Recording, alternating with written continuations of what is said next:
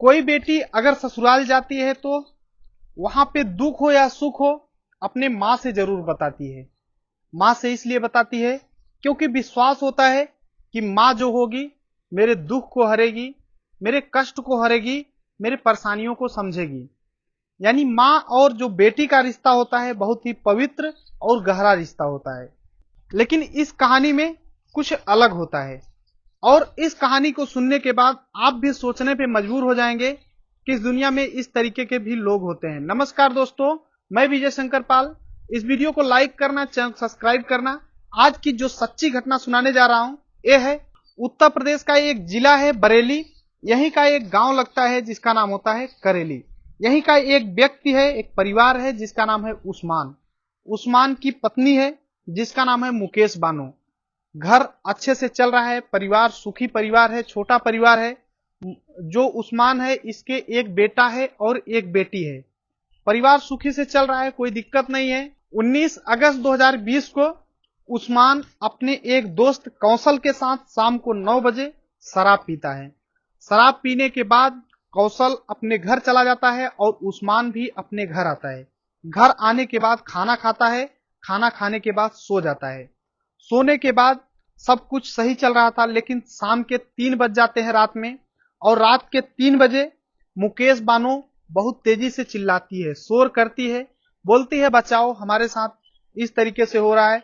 और ये शोर सुन करके जो उस्मान था उसका शराब का नशा, जो 3 बज जाते हैं रात के, तो कुछ कम हो जाता है और वो भी उठता है और देखता है। और इसके शोर की आवाज सुन करके गांव के भी लोग दौड़ करके आते हैं। रात के 3 बजे जब आते हैं तो गांव के लोग जैसे ही दरवाजे के अंदर पहुंचते हैं, वहां का नजारा जब देखते हैं तो वाकई में चौंकाने वाला था।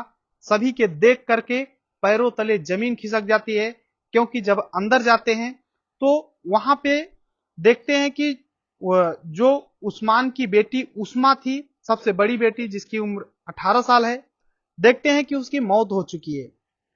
अब जो इनकी पत्नी मुकेश बानो थी, इसके भी गर्दन में कई चाकू के निशान थे। इस तरीके से जब गांव वाले देखते हैं तो सभी लोग परेशान हैरान हो जाते हैं कि आखिर ये सब हुआ कैसे। तो मुकेश बानो बताती है कि एक डकैत आया था शायद, और मैंने देखा कि हमारे बेटी जो उस्मा है उसकी तरफ, उसके पैर की तरफ कुछ कर रहा है, तो मैंने दौड़ करके जब गई तो मुझे चाकू मारा और भाग गया। उसके बाद जब मैं देखी तो मेरे बेटी की मौत हो चुकी थी, बेटी की। अब गांव के लोग इस तरीके से देखते हैं, तभी एक व्यक्ति पुलिस को फोन कर देता है और रात के 4 बजे लगभग पुलिस आ जाती है मौके पर। पुलिस की टीम आ जाती है और तुरंत पूछताछ करती कि आखिर ये सब हुआ कैसे। तब मुकेश बानो बताती है कि एक डकैत आया था और मैं भी सो रही थी, लेकिन जैसे ही उठी देखा कि मेरे बेटी के पास में कोई है, और मैंने जब दौड़ कर गई तो वो मेरे सर पे चक्कू, मेरे गर्दन में चक्कू मारा और भाग गया।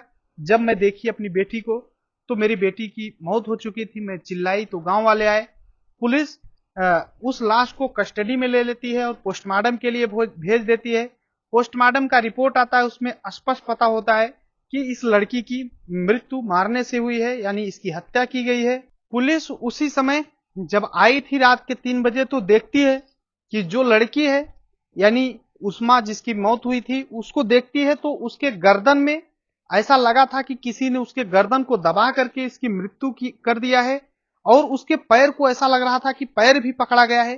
तो पुलिस को एक डाउट लगता है, डाउट है कि कोई एक व्यक्ति अगर आया रहा होगा तो सिर्फ उसके गर्दन को दाब सकता है, लेकिन वहां पे दो दो निशान थे, यानी 2 हाथों से उसके गर्दन को दाबा गया था और 2 हाथों से पैरों को दाबा गया था, और हाथ को जो है उसको भी पकड़ा गया था। तो इसका मतलब यह है कि लगभग 2 व्यक्ति रहे होंगे जो उस्मा के कातिल रहे होंगे।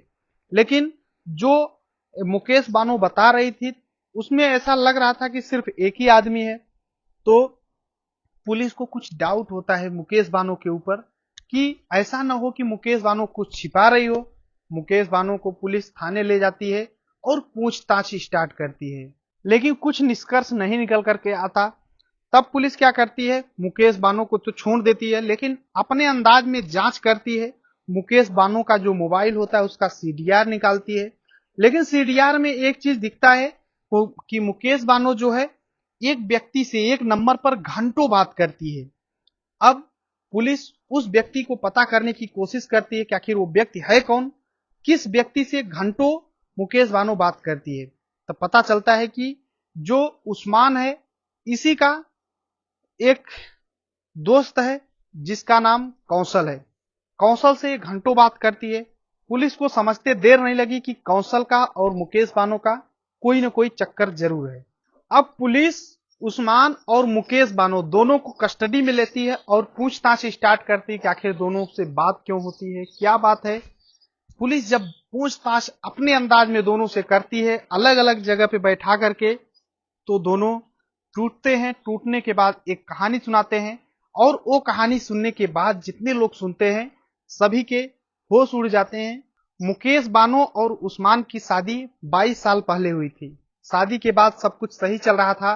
2 साल जैसे ही बीतता है इन दोनों के एक बेटा पैदा होता है और जैसे ही थोड़ा टाइम और बीतता है एक बेटी जिसका नाम उस्मा होता है पैदा होती है। अब सब कुछ सही चल रहा था, लेकिन जो मुकेश बानो थी इसका चाल चलन नहीं सही था, दूसरों से अलग तरीके से बात करना। लेकिन ये चीजें उस्मान को बिल्कुल भी पसंद नहीं था और मुकेश बानो से बार बार बोलता था कि देखो तुम दूसरों से बात मत किया करो। तो मुकेश बानो बोलती थी कि मैं किसी से, मेरे बारे में गलत मत समझना, भले ही मैं किसी से बात करूं लेकिन मैं गलत बिल्कुल भी नहीं हूं। लेकिन इन बातों पर उस्मान को बिल्कुल भी विश्वास नहीं होता है, क्योंकि गांव के लोग भी इस तरीके से बोलते थे कि इनकी जो पत्नी है उसका चाल चलन सही नहीं है, वो अच्छी औरत नहीं है। जब उस्मान इस तरीके की बातें सुनता तो दोनों मियां बीवी में दोनों में झगड़े होते अक्सर। ये चीजें झगड़ा का सिलसिला चलता रहता है। लेकिन उस्मान इसी बीच शराब का आदी हो जाता है और शराब पीना शुरू कर देता है। अब डेली शाम को दिन में काम करता तो शराब शाम को जरूर पिया करता था। इससे उसके शरीर की क्षमता जो थी ये भी कम होने लगती है। अब मुकेश बानो जो थी उसे पति का प्यार भी नहीं मिल रहा था, क्योंकि झगड़े लगातार हो रहे थे और उसे शारीरिक सुख नहीं मिल पा रहा था, क्योंकि उसका पति दिन भर काम करता, शाम को शराब पी के आता और सो जाता। अब मुकेश बानो परेशान हो जाती है, क्योंकि उसे चाहिए था शारीरिक सुख, पति का प्यार, लेकिन वो चीज उसे मिल नहीं रहा था। इसी बीच उस्मान का एक दोस्त होता है कौशल, जो कि दोनों साथ में शराब पीते, साथ में काम करते और कौशल उस्मान के साथ अक्सर घर आ जाया करता था। और जब घर आता था तो मुकेश बानो को देखता है, बेहद सुंदर, बेहद खूबसूरत औरत है, उससे भाभी बोल करके बात करता था। और बात इस कदर कि दोनों की बात आगे बढ़ने लगती है। इस बात पे उस्मान को कानों कान भनक नहीं पड़ती और ये दोनों रिलेशन में आ जाते हैं। दोनों में शारीरिक संबंध बनने लगता है। अब ये सिलसिला हमेशा चलने लगता है। कौशल जब भी टाइम पाता उस्मान के घर आ जाता था, क्योंकि दोस्त भी था तो ऐसे कोई रोक ठोक थी नहीं। जब टाइम पाता उस्मान के घर आ जाता था कौशल और मुकेश बानो के साथ शारीरिक संबंध बनाता था। यह सिलसिला चलने लगता है। अब धीरे धीरे 10 साल बीत जाते हैं। जो मुकेश बानो की बेटी थी उस्मा 18 साल की हो जाती है धीरे धीरे। जब 18 साल की हो जाती है तो कौशल देखता है, कौशल मुकेश बानो से उम्र में लगभग 4 साल छोटा भी था, देखने में हैंडसम लगता था। तो ये मुकेश बानो की जो बेटी थी उस्मा, उस पे डोरे डालना शुरू कर देता है, क्योंकि उस्मा जो थी अपनी मां से भी बेहद खूबसूरत थी देखने में। तो ये सोचता है कि क्यों ना इसकी बेटी को भी फंसा लेते हैं। तो मैं आऊंगा तो दोनों के साथ करूंगा गलत काम। अब ये डोरे डालना शुरू कर देता है। उस्मा को पता था ये बात कि जो कौशल है मेरे माँ के साथ किस तरीके से रवैया करता है, मेरे माँ के साथ शारीरिक संबंध बनाता है। लेकिन जो कौशल था ये जब भी आता उस्मा के लिए कुछ न कुछ सामान लाता, पैसे देता, उसका बहुत ख्याल रखता था और बहुत तारीफ भी करता था उस्मा का। तो उस्मा कहते हैं ना, औरतों को तारीफ बहुत अच्छी लगती है, लेकिन जो कि गलत बात है। अब जब तारीफ अपनी सुनती है तो उस्मा भी कहीं ना कहीं कौशल के चक्कर में पड़ने लग जाती है। और धीरे धीरे समय जब बीतता है तो कौशल और उस्मा का भी शारीरिक संबंध बन जाता है। क्योंकि कौशल बोलता है कि उस्मा तुम मेरे साथ करो इस तरीके से और मैं तुम्हारे साथ शादी कर लूंगा। अब उस्मा भी जब इस तरीके की बात सुनती है तो कौशल के चक्कर में आ जाती है, उसके फंदे में फंस जाती है। अब धीरे धीरे 1 साल बीत जाता है, उस्मा की उम्र 19 साल हो जाती है। अब उस्मा कौशल से बोलती है कि अब मुझसे शादी करो। तो कौशल, क्योंकि इसकी शादी ऑलरेडी हो चुकी है, 2 बच्चे भी हैं, तो अब ये सोचता है कि अगर मैं उस्मा से शादी कर लूंगा तो बेइज्जती भी होगी, बदनामी भी होगी कि एक बाप की उम्र जैसा आदमी एक लड़की से शादी कर रहा है। लेकिन उस्मा जो थी वो अपने जिद में आ जाती है, कौशल से बार बार बोलती है कि शादी करो। अब ये बातें उस्मा की मां को भी पता चल जाती है, यानी मुकेश बानो को। लेकिन मुकेश बानो कुछ कर नहीं पाती, क्योंकि मां भी उसी के साथ गलत काम करती थी, तो किसी से कह नहीं सकती थी, क्योंकि अगर किसी से कहती तो बेइज्जती उसकी भी होती, उसके बेटी की भी होती। अब धीरे धीरे ऐसे ही सिलसिला चल रहा था। अब मुकेश बानो, अब कौशल उस्मा से छुटकारा पाना चाहता था, क्योंकि उस्मा बार बार कौशल से जिद कर रही थी शादी करने के लिए। अब जब मुकेश बानो को यह पता चल जाता है कि जो कौशल है वो मेरी बेटी के साथ गलत काम करता है, तो मुकेश बानो अपने पति से यानी उस्मान से बोलती है कि ये जो कौशल है तुम्हारा दोस्त, इसे अपने घर पे आना बंद करा दो, ये घर पे नहीं आना चाहिए। तो उस्मान बोलता है कि क्यों, ये तो मेरा दोस्त है, हमेशा आता है, तो क्या दिक्कत है। लेकिन मुकेश बानो बोलती है नहीं, उसे मना करो। तो उस्मान भी कौशल से बोलता है कि भाई मेरे घर मत आया करो। लेकिन जब कौशल इधर उस्मा को लेकर परेशान था, क्योंकि उस्मा बार बार जिद कर रही थी शादी के लिए, तो कौशल मुकेश बानो से फिर से संबंध बनाने की कोशिश करता है। जो कौशल होता है वो मुकेश बानो से बोलता है कि मैं तुमसे शादी करूंगा, चलो हम दोनों शादी करके और चलते हैं दुनिया से, कहीं भाग चलते हैं। अब मुकेश बानो के दिल में कहीं ना कहीं कौशल के लिए जगह थी, तो वो तैयार हो जाती है, ठीक है चलो चलते हैं। लेकिन अब कौशल बोलता है कि देखो इस बीच में तुम्हारी बेटी जो उस्मा है आ रही है, इसको चलो रास्ते से कहीं ना कहीं हटा देते हैं, तब हम दोनों सही से रह पाएंगे। अब मुकेश बानो कौशल के चक्कर में पड़ जाती है, उसके बातों में आ जाती है। अब दोनों प्रेमी और प्रेमिका मिलकर के अपनी ही बेटी को रास्ते से हटाने का प्लानिंग करते हैं। प्लानिंग कुछ इस तरफ से होती है कि कौशल जो होता है अपने दोस्त उस्मान को शाम को 9 बजे दारू शराब पिलाता है अच्छा खासा। उसके बाद उस्मान जो होता है घर आता है और सो जाता है। रात के 3 बज जाते हैं।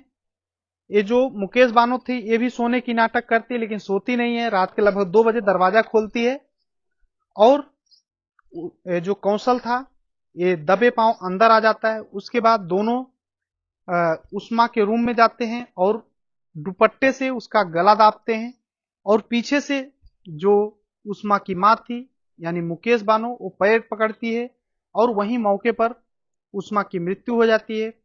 उसके बाद कौशल बातों को घुमाने के लिए, पुलिस को चकमा देने के लिए मुकेश बानो के गर्दन में भी थोड़ा बहुत चक्कू मारता है, ताकि पुलिस को लगे कि सच में कोई डकैत आया था, और वो चला जाता है। लेकिन पुलिस जब आती है, लोग आते हैं तो देखते हैं इस तरीके से नजारा, लेकिन पुलिस को समझते देर नहीं लगती कि कहीं ना कहीं मुकेश बानो है, क्योंकि मुकेश बानो ये बोल रही थी कि सिर्फ एक डकैत आया था।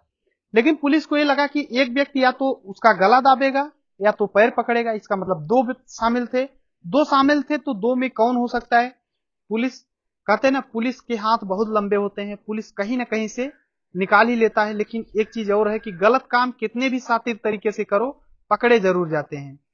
अब पुलिस कौशल और मुकेश बानो दोनों को गंभीर धाराओं में जेल भेज दिए है। आज के डेट में दोनों जेल के सलाखों के पीछे हैं। लेकिन लोगों को जब ये सच्चाई पता चलती है कि एक मां अपने बेटी के साथ इस कदर गिर सकती है, इस हद तक जा सकती है, तो लोगों को वाकई में रिश्तों पे विश्वास नहीं होता कि इस दुनिया में इस तरीके के भी लोग होते हैं। ये पूरी घटना सुनाने का उद्देश्य किसी को परेशान करना है, दुख पहुंचाना नहीं है, बल्कि आप सभी को जागरूक करना है। इस वीडियो को लाइक करना, चैनल को सब्सक्राइब करना। हमारा थोड़ा छोटा चैनल है, आपके लिए धूप में वीडियो बना रहा हूं, तो यार एक लाइक जरूर करना। मिलते हैं नेक्स्ट वीडियो में, तब तक के लिए जय हिंद, वंदे मातरम।